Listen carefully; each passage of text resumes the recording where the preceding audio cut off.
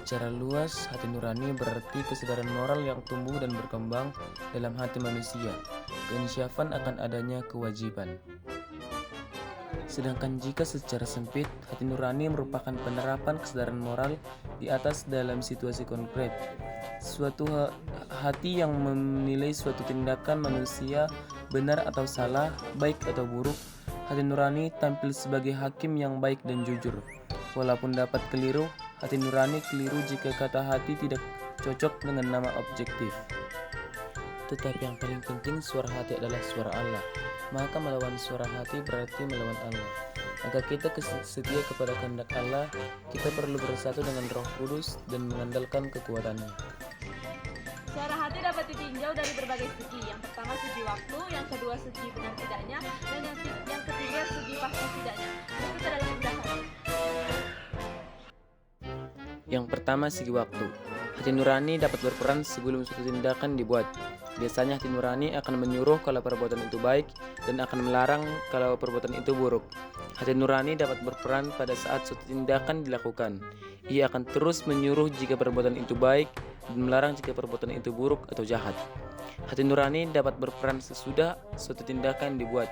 Hati nurani akan memuji jika perbuatan itu baik, dan hati nurani akan membuat kita gelisah atau menyesal jika perbuatan itu buruk atau jahat. Yang kedua, segi benar tidaknya. Hati nurani benar jika kata hati cocok dengan norma objektif. Guru memberi kesempatan kepada peserta didik untuk membuat contoh, misalnya menolong orang yang sedang mengalami musibah. Hati nurani keliru jika kata hati tidak cocok dengan norma objektif. 3. Segi pasti atau tidaknya. Hati nurani yang pasti artinya secara moral dapat dipastikan bahwa hati nurani tidak keliru. Hati nurani yang bimbang artinya masih ada keraguan. Hati nurani dan sikap kita terhadapnya ada dua, yakni sebagai berikut. Fungsi hati nurani dan sikap kita terhadapnya. A. Fungsi hati nurani berfungsi sebagai pegangan, pedoman, atau norma untuk menilai suatu tindakan itu baik atau buruk. Hati nurani berfungsi sebagai pegangan atau peraturan-peraturan konkret dalam kehidupan sehari-hari. Hati nurani berfungsi menyadarkan manusia akan nilai dan harga dirinya. B. Sikap kita terhadap hati nurani menghormati setiap suara hati yang keluar dari hati nurani kita, mendengarkan dengan cermat dan teliti setiap bisikan hati nurani, mempertimbangkan secara masak dan dengan pikiran sehat apa yang dikatakan oleh hati nurani, melaksanakan apa yang disuruh oleh hati nurani. Beberapa hal yang menyebabkan tumpulnya suara hati, yakni sebagai berikut. Penyebab tumpulnya suara hati sebagai berikut. 1. Orang yang bersangkutan tidak bisa menghiraukan hati nuraninya. 2. Orang yang selalu bersifat ragu-ragu atau bingung. 3. Pandangan masyarakat yang keliru, misalnya riba yang gak biasa, pengaruh pendidikan dalam lingkungan keluarga atau lingkungan lainnya, pengaruh propaganda, media massa, dan arus massa. Cara membina suara hati. Suara hati dapat dibina dengan 3 hal. Yang pertama, mengikuti suara hati dalam berbagai hal. Yang kedua, mencari keterangan pada sumber yang baik. Yang ketiga, menjaga kemurnian hati kita sendiri. Yang terakhir ada pesan dari Alkitab mengenai suara hati yang terdapat di Galatia 5 ayat 17 sebagai berikut. Pesanan kitab suci tentang suara hati dari Galatia 5 ayat 17.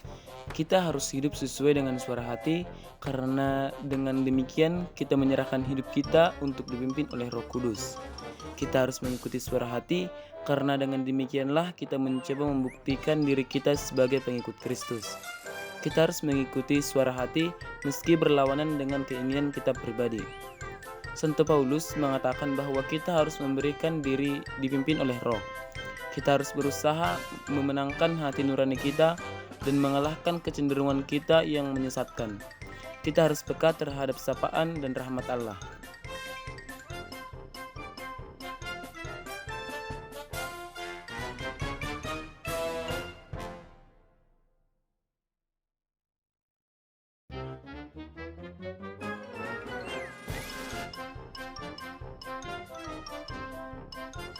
Bentar lagi nih sebelum jalan udah ada. Kalau ini kan bawa minta uangnya pinjam tadi. Tapi tunggu lah sebelum ini naik. Di mana sih itu kan? Di sana ada yang tinggal ini. Jangan perlu jadi nggak ada. Udah lah, tunggu sampai tujuan di kantor sekolah dulu. Kurang kayak gini juga kecil kali. Kamu tekan orang ini. Tapi tunggu nanti nggak ada kulikan mereka. Ini maksudnya kulikan. Suara hati adalah tempat masa Allah membisikkan apa yang boleh kita lakukan dan apa yang tidak boleh kita lakukan. Maka menaati suara hati sama artinya menanti Allah sendiri. Ketaatan kepada suara hati atau ketaatan kepada Allah itu perlu dilatihkan mulai dari hal kecil. Banyak orang tahu bahwa berbohong itu tidak baik, tetapi banyak orang terbiasa melakukannya. Kalau kebiasaan itu tidak dikikis sejak awal, maka kebiasaan tersebut akan terbawa seumur hidup. Bahkan awalnya berbohong kecil-kecilan bisa menjadi bohong besar dan penipuan. Jadi, dengar suara hati.